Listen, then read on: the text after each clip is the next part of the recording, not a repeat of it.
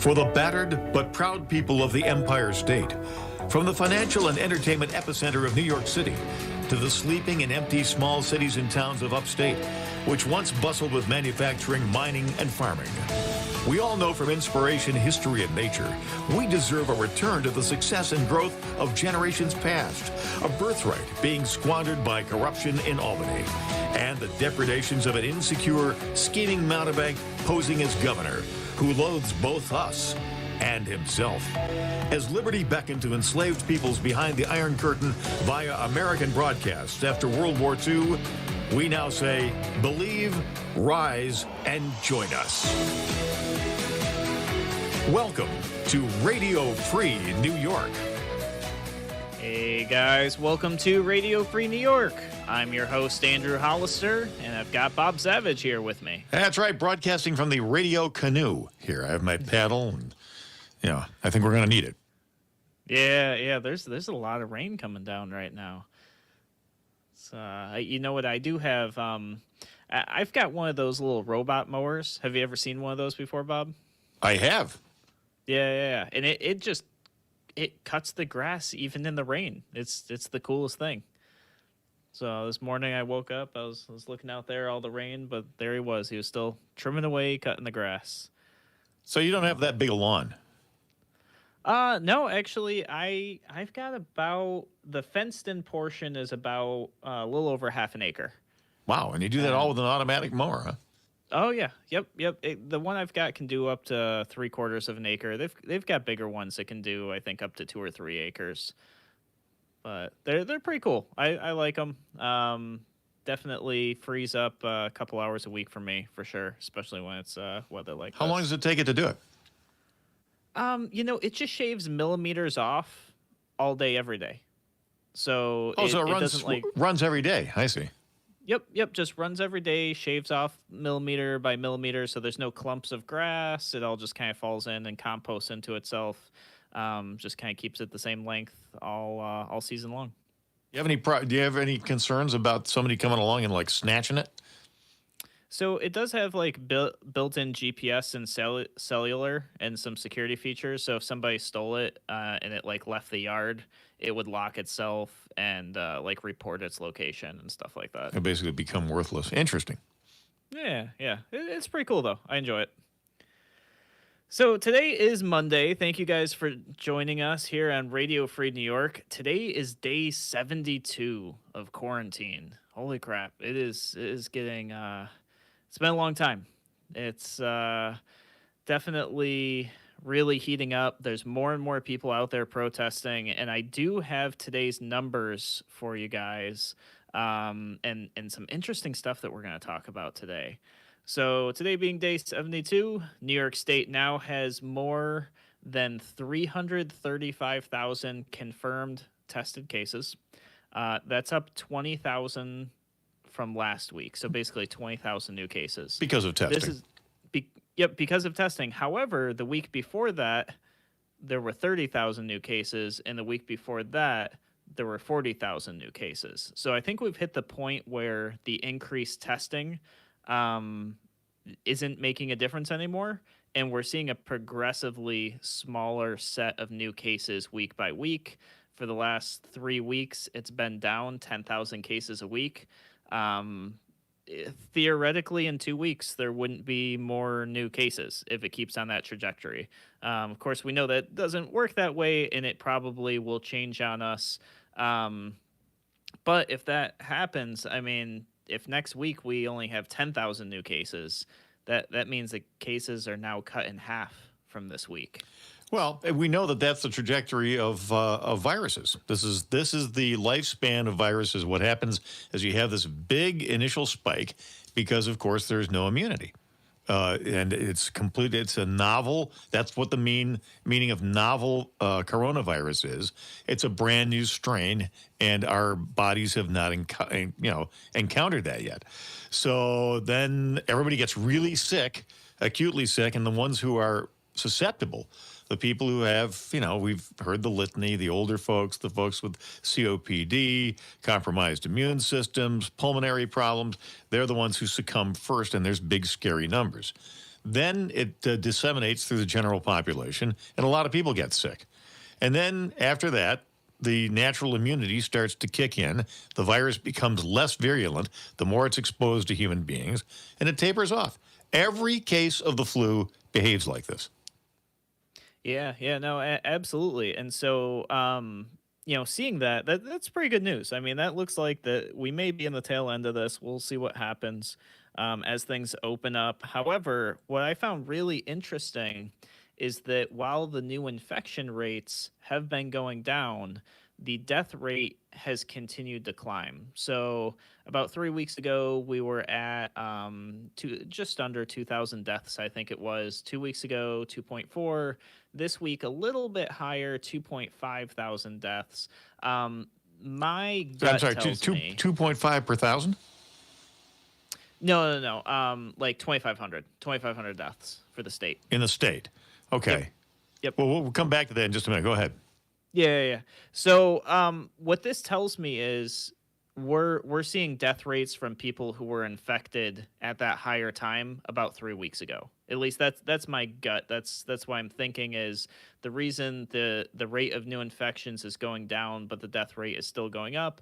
I think it's because people don't get infected and then die the next day. In fact, most people don't die at all. Most people don't have to do anything. They just get better.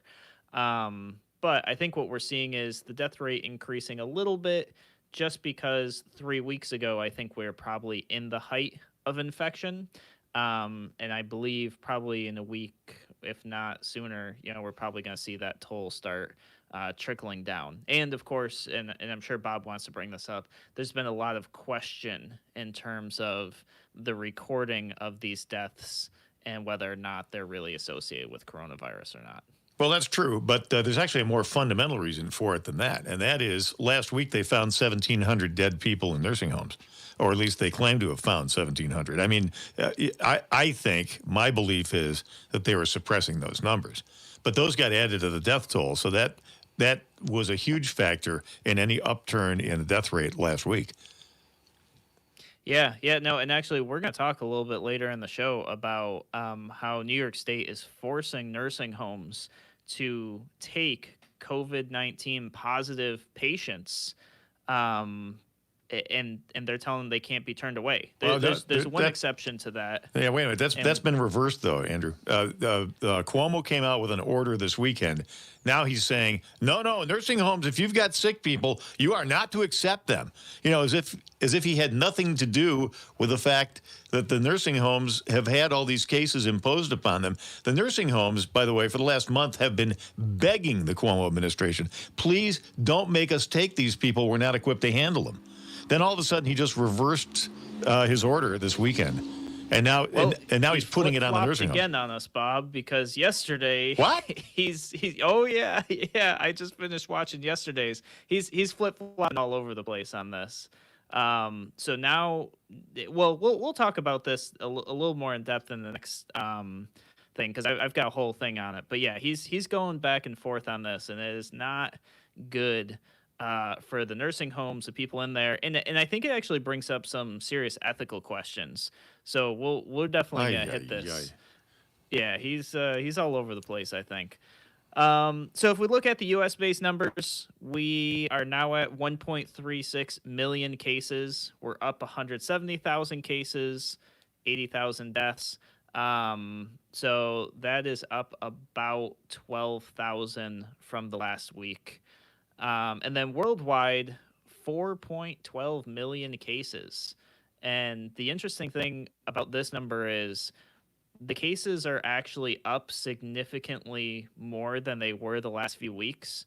Last week, I believe it was 300,000. The week before that, it was 500,000. So this jump of an extra 800,000 cases kind of throws a little blip in the chart. I'm not sure what may or may not have caused that. Maybe people are just better at reporting. There's more testing going on. Not really sure. But it's kind of an oddball number compared to the last few weeks.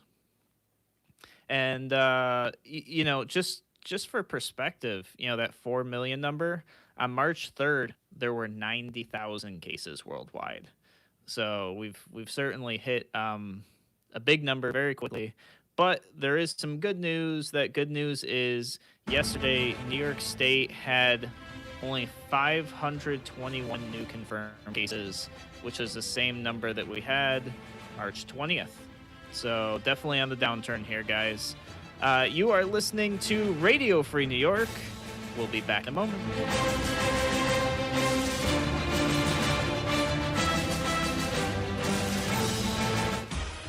Your business relies on computers and technology to operate. Slow, unreliable networks and servers can cause unplanned downtime and affect your bottom line. The experts at SimpleTech Innovations are here to help. Their preventative maintenance program ensures that your computers and network are kept up to date and monitored for any issues, keeping your business running smoothly. They also help clients achieve HIPAA, PCI, and New York State cybersecurity compliance to keep your network safe and secure. Whatever your business IT needs are, SimpleTech Innovations should be your first call. They've won the Best in Rochester 8 years in a row and have an A-plus Better Business Bureau rating. Call them today for a free consultation at 585-200-3182. That's 585-200-3182. SimpleTech Innovations. College Assistance Plus has worked with thousands of families, saving them millions of dollars. It can be stressful choosing the right college, but we're here to help. CA Plus will guide you from college visits to college graduation and through every step in between. Each student and family situation is different, and we work to accommodate those specific needs. Call today for a free family meeting, 585-582-1846, or visit collegeassistanceplus.com for more information. College is expensive. College Assistance Plus can help. A reminder from Abate Monroe County. American bikers aim toward education. Distracted driving is dangerous, so pull over and eat. Don't try to read your mail and newspaper, and stay off your cell phone. Make a mental note to be more alert, making it a habit to expect the unexpected. Remember to look twice. Save a life. Train yourself to watch for motorcycles which are harder to see. Join Abate, and your family will be protected with a free $4,000 accident policy. Ride safe. Ride free. Ride often. Abate. If you ride with us. Google Abate Monroe County. Why do businesses choose to move their website from Wix and Squarespace to SimpleTech Innovations? Maybe it's their excellent customer service or attention to detail. Maybe it's their ability to give a truly customized solution. Or perhaps they just like the fact that SimpleTech is a local small business that builds great relationships with its clients. Whatever the reason may be, you can rest assured knowing that the local team at SimpleTech has your best interest in mind when building or updating your website. They're hands-on and love helping customers achieve their goals. But don't take my word for it. They've won the Best in Rochester 8 years in a row and have an A-plus Better Business Bureau rating. If your website doesn't match your dreams or isn't achieving your goals, give the professionals at SimpleTech Innovations a call today for a consultation at 585-200-3182. That's 585-200-3182. SimpleTech Innovations. You're listening to Radio Free New York. All right, welcome back to Radio Free New York. I'm your host, Andrew Hollister, and I think we're gonna pick up the discussion where we left off. Let's talk about these nursing homes, because there's something important here that I think we need to talk about. First being that the state was telling nursing homes, and at least based on Governor Cuomo's clarification yesterday, is telling nursing homes they have to accept COVID-19 patients that have tested positive for COVID-19 who don't currently have the antibody. And the first question I want to put out there and ask before we get into the nitty-gritty details on this is that, he does have one exception, but my question is, Cuomo's gotten up day after day and said, if you're upset, if you have a problem, and you need somebody to blame me. Okay. And he said that I'm good with that. multiple times. But now, at least yesterday, when asked about this policy that was put in place that doesn't allow nursing homes to turn away patients who test positive for COVID-19. He was asked by a reporter. I think the guy's name is Jesse, and I don't know if you know, Bob, which news outlet Jesse's from, but Jesse had some pretty good questions. And Jesse asked him, was this policy flawed? Do you think this was the wrong decision? And Cuomo said, no, it wasn't flawed. But I think there's a lot of negative repercussions going on for this.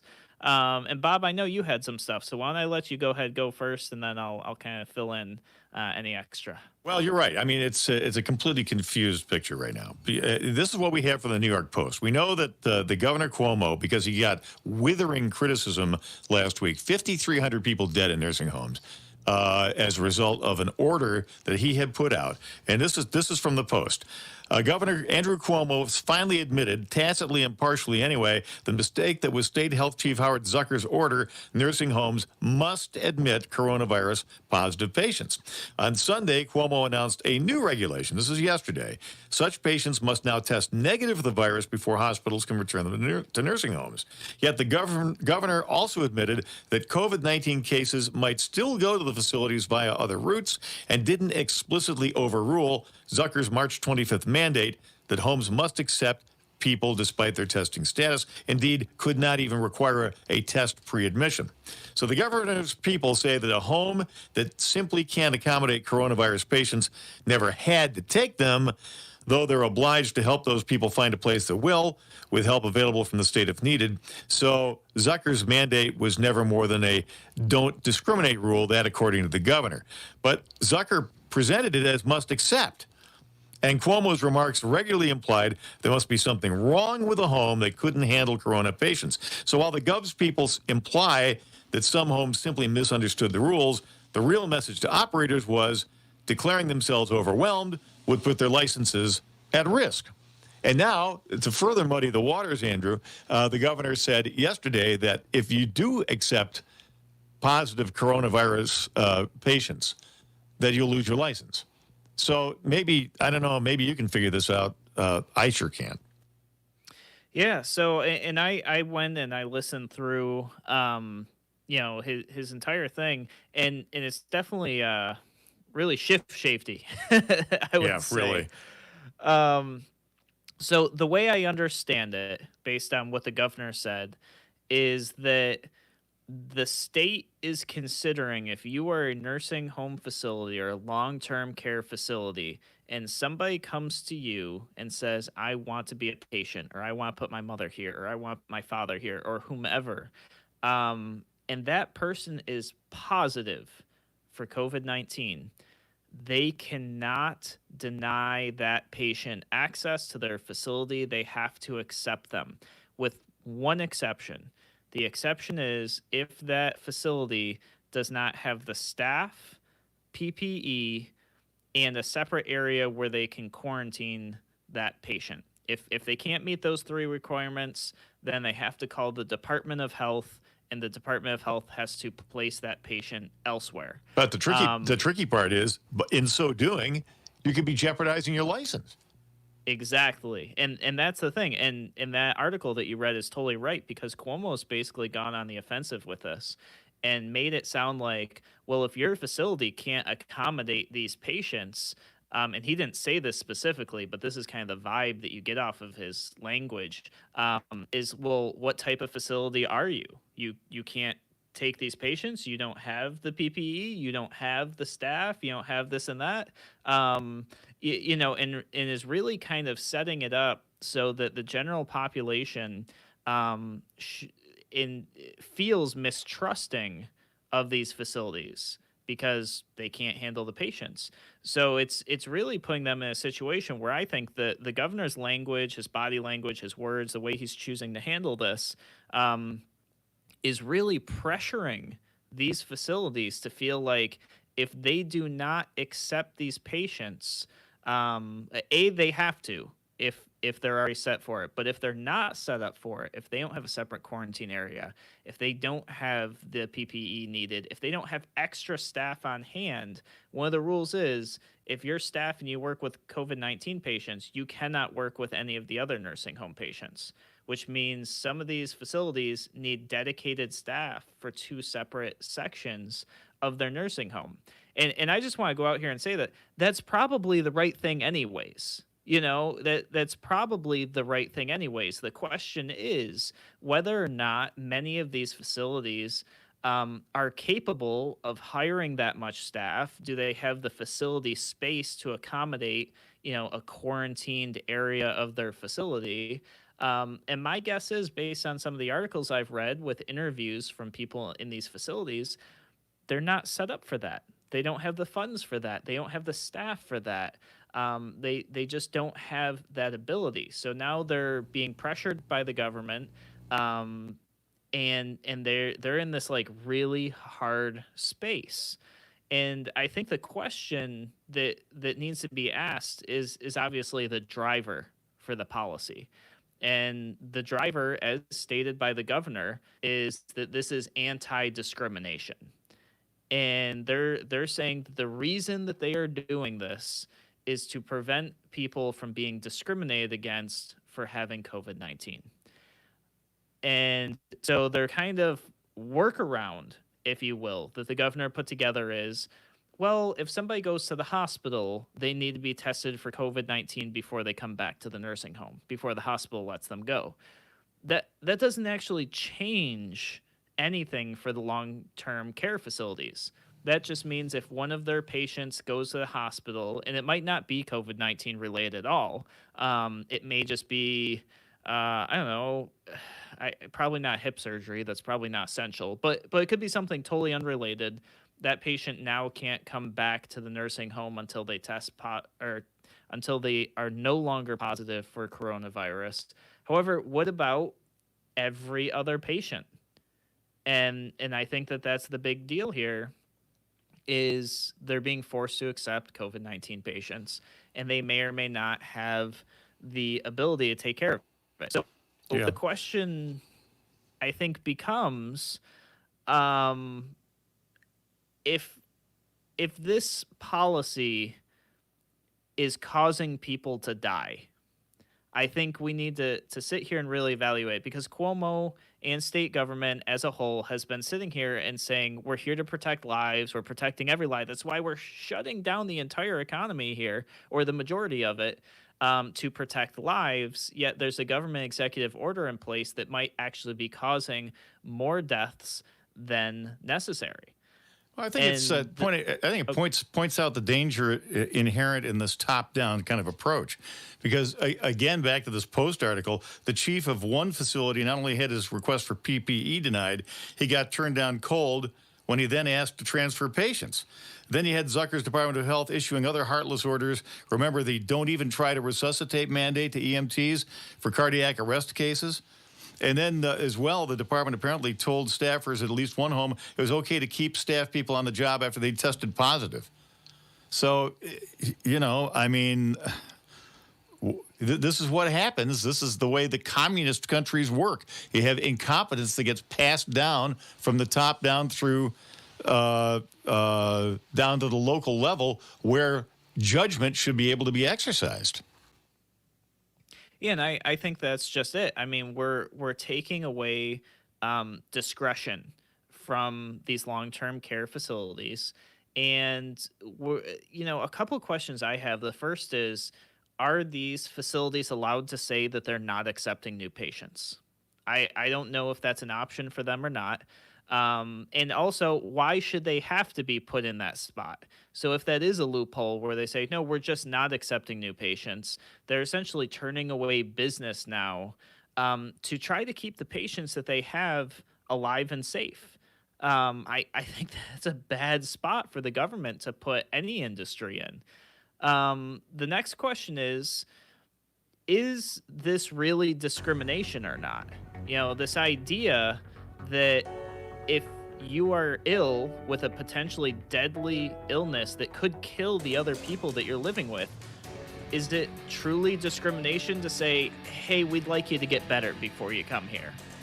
Guys, I've got even more questions about this. We're going to talk about all this and more. We're going to take a break, and we'll be back here in a moment on Radio Free New York.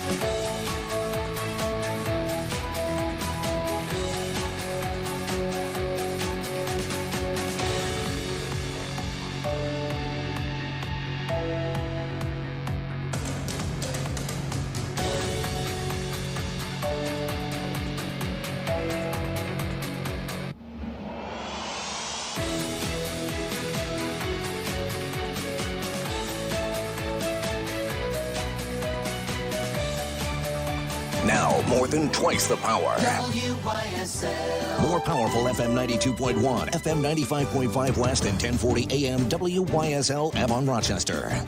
Here's the latest forecast from the Newsted NBC Weather Center. For tonight, clearing skies, frosty cold, could be near record-setting cold. Temps near 30 degrees. On Tuesday, a little bit of sunshine, just a couple of clouds, maybe a shower in the afternoon in the mid-40s. On Wednesday, we'll be back into the 50s, and finally warming up. Should see 60s for highs by Thursday and Friday. I'm Rich Cornelia on WYSL. Why do businesses choose to move their website from Wix and Squarespace to SimpleTech Innovations? Maybe it's their excellent customer service or attention to detail. Maybe it's their ability to give a truly customized solution. Or perhaps they just like the fact that SimpleTech is a local small business that builds great relationships with its clients. Whatever the reason may be, you can rest assured knowing that the local team at SimpleTech has your best interest in mind when building or updating your website. They're hands-on and love helping customers achieve their goals. But don't take my word for it. They've won the best in Rochester 8 years in a row and have an A+ Better Business Bureau rating. If your website doesn't match your dreams or isn't achieving your goals, give the professionals at SimpleTech Innovations a call today for a consultation at 585-200-3182. That's 585-200-3182. SimpleTech Innovations. As the snow disappears, your lawn and all the winter debris is revealed for all the world to see. Want to save on gas and repairs and have more time with your family this summer? Let Cook's Landscaping and Lawn Mowing take over. Instead of servicing, maintaining, and replacing lawnmowers, string trimmers, and tools, Cook's saves you time and money by mowing your lawn automatically whenever it needs it. Pruning, trimming, and mulching, whatever is needed. Need more extensive landscaping? Cook's does it all. From lawn installation for those new homes to plantings and design. Cook's also does paver patios, walkways, retaining walls, and creative entryways. Also featuring natural rock and fieldstone to welcome visitors to your home or business. Water garden installation too. Don't spend those precious sunny days riding around on a lawn tractor or horsing around with a hedge trimmer. Call Cook's Lawn Mowing and Landscaping and reclaim the nice weather for you and your family. It's affordable and easy. No obligation free estimates from locally owned Cook's Lawn Mowing and Landscaping. 329-8175. 329-8175. When you feel sick for whatever reason, don't wait to get help. Noise Health Urgent Care now offers telemedicine appointments using your device to meet with a provider face-to-face from the comfort of your home. Call 585-243-9595 to schedule an appointment. Noise Health Urgent Care is open from 9 a.m. to 9 p.m. 7 days a week, even weekends and holidays. Walk-ins welcome at our Geneseo location, 50 East South Street. Digital X-ray available too. Noise Health Urgent Care. Your health care, your way. Our community is strong. Even when we can't be together, we stand together as families, neighbors, and local businesses helping each other. As an essential business and community partner, Tompkins is here for you with online and mobile banking, programs to help our lending customers, and peace of mind, knowing that our focus is you. We're here to help you stay strong, get through this, and rebuild. For our customers and for our community, Tompkins Bank of Castile is here. Member FDIC, Equal Housing Lender. The Challenger Miracle Field of Greater Rochester would like to thank everyone who supported the construction of Monroe County's first specialized cushion athletic field and pavilion, specifically designed to be safer and more accessible for children and adults with special needs. But they're not done yet. The last phase of this exciting project is to finish the construction of their barrier-free playground. So please consider helping those with special needs realize their dreams by giving back to the community and supporting this great cause. Visit RochesterMiraclefield.org today. That's RochesterMiraclefield.org. Are you 65 or older? New to Medicare? At Polano & Company, we take the stress out of Medicare. We guide you through the enrollment process and help you navigate the A, B, C's, and D's of Medicare. Our goal is to make it easy and simple, knowing you have a plan that will cover your medical needs. Call 385-6010 or stop by Polano & Company at 15 Schoen Place in Pittsford today. PolanoCO.com. Has your favorite pizza place been letting you down? Try Livingston County Pizza Company and Gluten-Free Bakery in Avon. Not only is their pizza amazing, but their full menu and bakery has something for everyone. Livingston County Pizza Company and Gluten-Free Bakery, Avon. Join the movement Saturday, May 16th. The National Warplane Museum presents Operation Thanks from Above, a flyover salute to Western New York first responders, healthcare, and essential workers. The mission will be led by the C-47 Whiskey 7. For information, visit nationalwarplanemuseum.com. You're listening to Radio Free New York. Hey guys, welcome back to Radio Free New York. I'm your host, Andrew Hollister. And I do have some questions about this policy, this executive order that says long-term care facilities have to accept patients who are currently positive with COVID-19, also known as the coronavirus. The question is that truly discrimination if these facilities don't want to accept these patients? And what I'm saying is, in terms of facilities that maybe they do have the space in their facility to create a quarantine zone. Maybe they do have the ability to hire on additional separate staff to care for these patients. And maybe they have the right amount of PPE.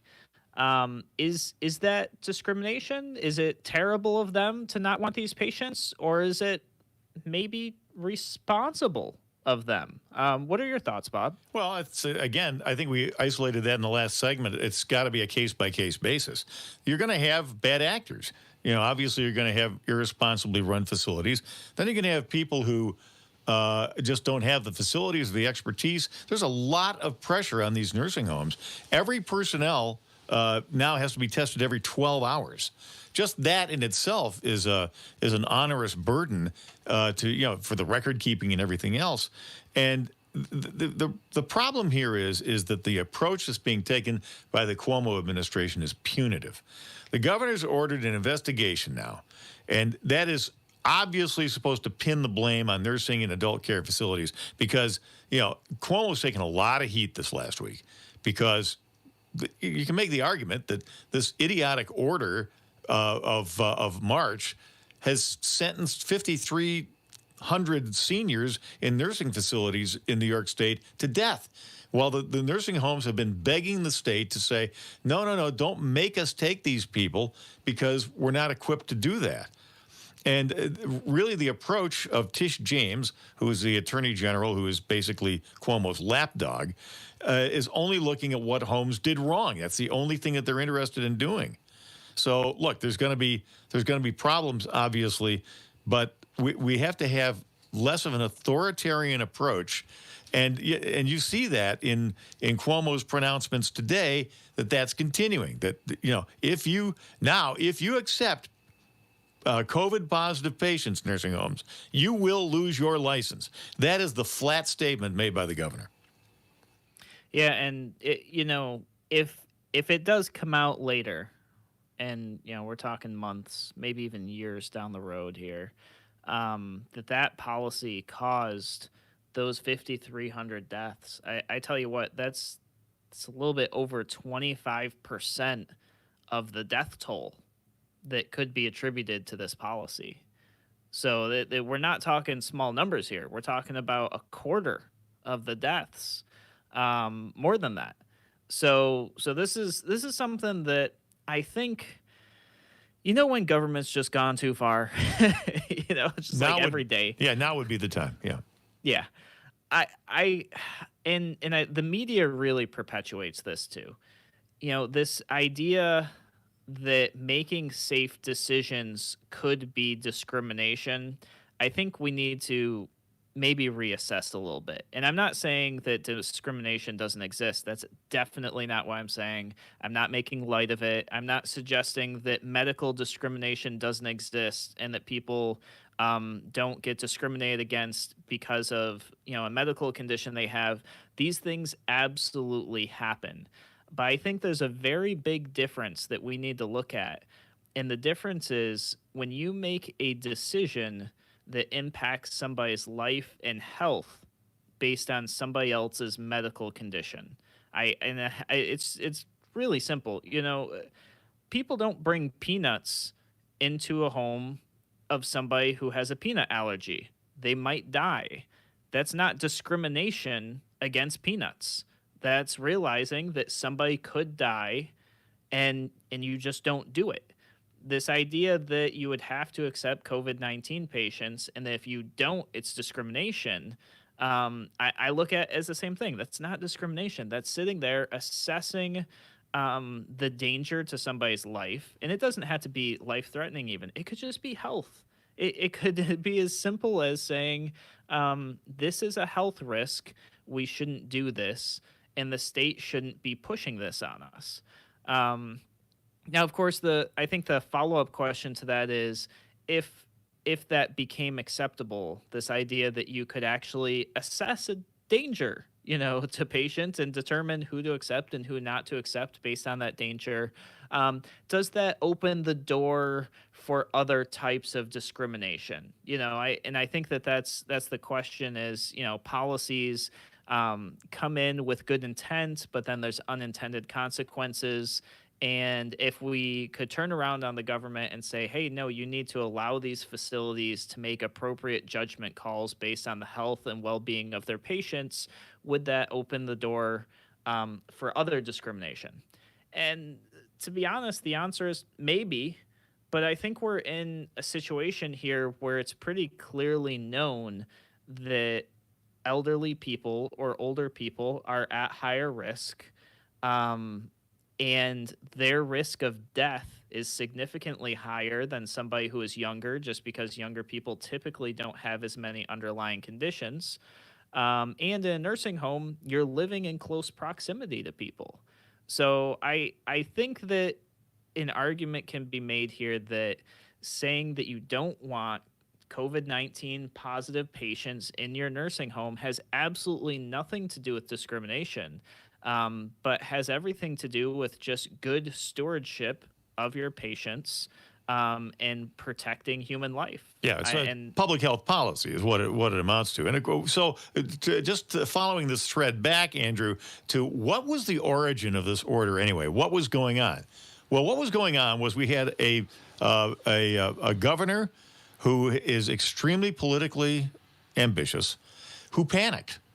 He was believing all the smart guys in the room, we're going back to March now, who told him, oh my gosh, the cause of the huge death toll in Italy was the health system was overwhelmed. The hospitals couldn't handle the volume of patients. So what we have to do is, at all costs, we have to make sure that the hospitals have enough beds, they have enough capacity, they have enough ventilators.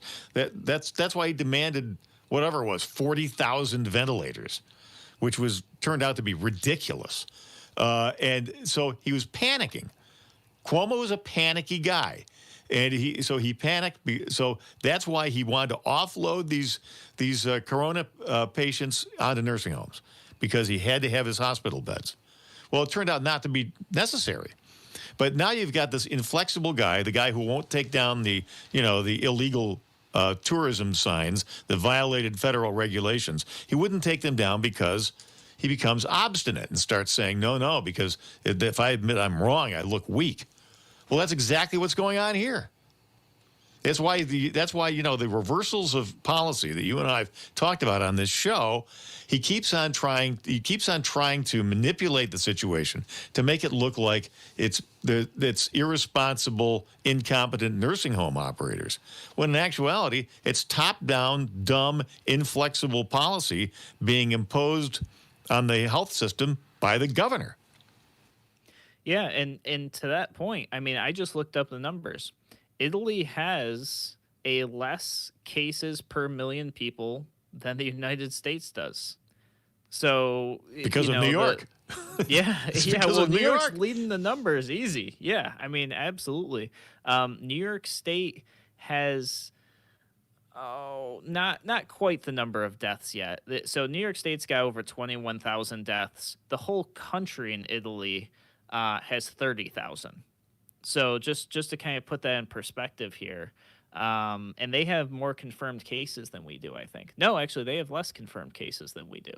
So, yeah, I mean, the reality is government has been wrong every step of the way, with the numbers, with the modeling, with the majority of the approach. There's some things that government said or suggested I actually agree with, believe it or not. But for the most part, they've been wrong on almost everything. Why would we trust them now? Guys, you're listening to Radio Free New York. We're going to take a break. We'll be back in a moment.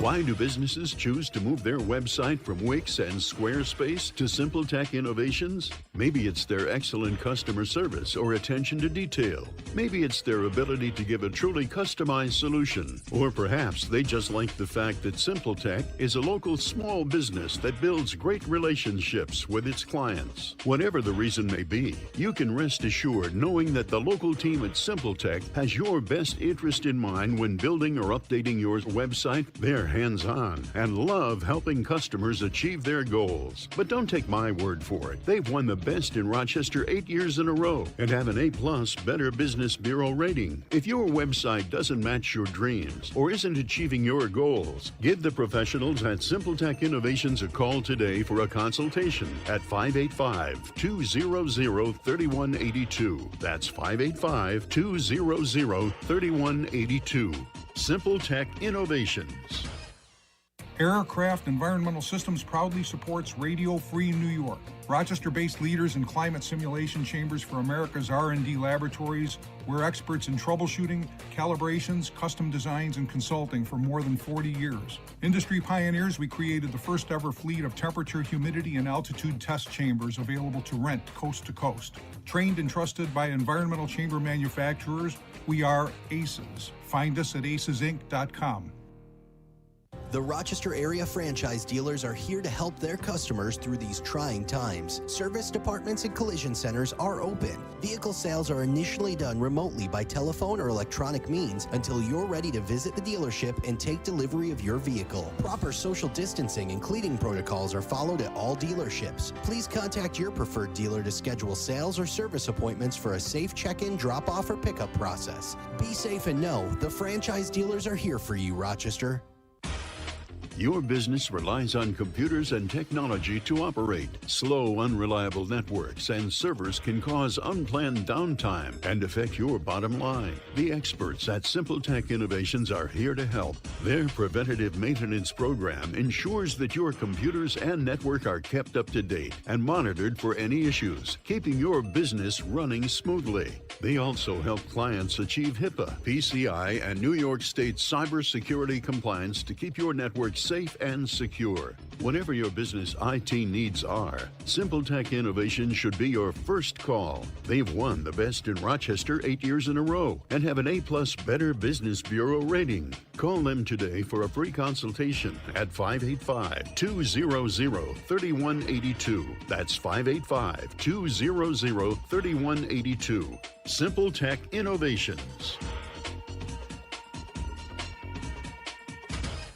Radio Free New York. All right. Welcome back to Radio Free New York. I'm your host, Andrew Hollister. I'm going to change the topic here to whether or not New York State is staying closed down till June 6th. And I'm talking about this because there's been a lot of confusion about it. And I'll say, in short, no, but maybe yes. So, because that's kind of the information we're getting from the state right now. And I know some people might feel a little differently about this, but I actually feel that the communication from state government has been pretty awful.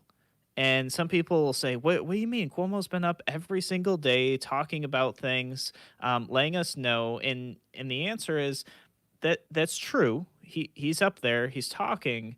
But to be honest, he's telling a lot of stories, family memories, analogies. And personally, I'm finding it kind of hard to sit through, his hour-long life stories to catch about 5 to 10 minutes of actual details as to what's going on with the state. And the executive orders, the way they're pushing them out, the way they're signing them, can leave people pretty confused, including the media. And that's why a lot of media outlets over the weekend reported that the state will be entirely shut down till June 6th, And the Cuomo team has now had to kind of scramble and readjust what's being put out there because, simply put, it wasn't clear. Well, go ahead. Yeah, and then you also have the phenomenon that where you have these pronouncements that come out. We have no idea what the basis of them is. For example, now what they've done is they've taken factors that are completely beyond the control of the population. Okay, and they've imposed this as a precondition to reopening the economy in your region. So, for example, now the mantra that we're hearing over and over again is testing and tracking, testing and tracking, testing and tracking. Well, what is that designed to do? What is the purpose of testing and tracking? Because if I test negative today, I could test positive in 48 hours. So how is that information useful? And then you're tracing all the contacts that a positive person has had. What is the state going to do with that information? I see potential for invasion of privacy, for mishandling of information. We've already seen that the state can't safeguard the credit information of people, and so we have no control over the outcome of these tests. So why does the economic well-being of the region have to hinge on this? Yeah, no, I agree. And especially in terms of if you test somebody today, they could catch it tomorrow. And this idea that tracing is going to be the savior of the situation, to be honest, maybe tracing helps. It may.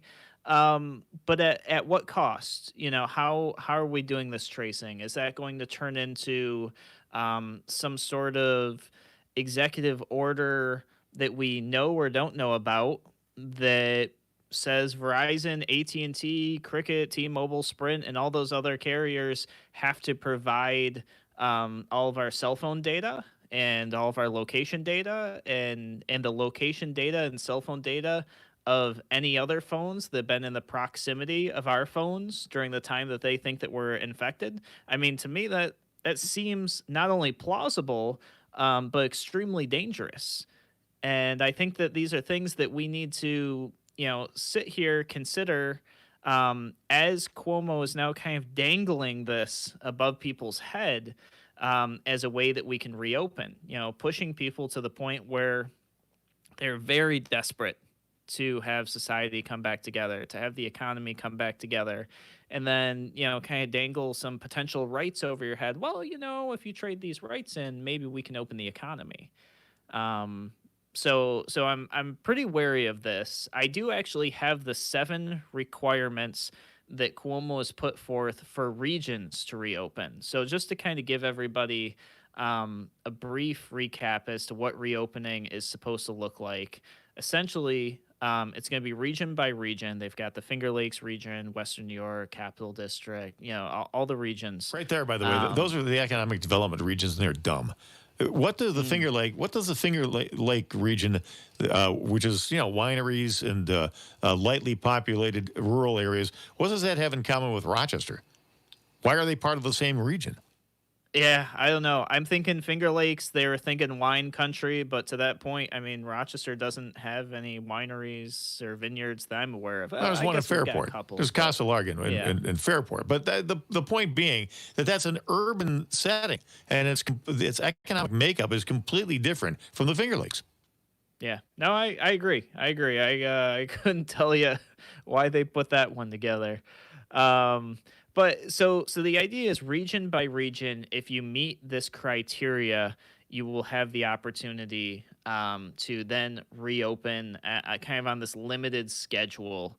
So I'm going to give those to you guys. But before I do, you guys got to go over to my Facebook page, search Andrew C. Hollister on Facebook, go to the page and check out the picture I screenshotted of the look on Cuomo's face when he, during his press conference yesterday, he had his mom on live with him to wish her a happy Mother's Day.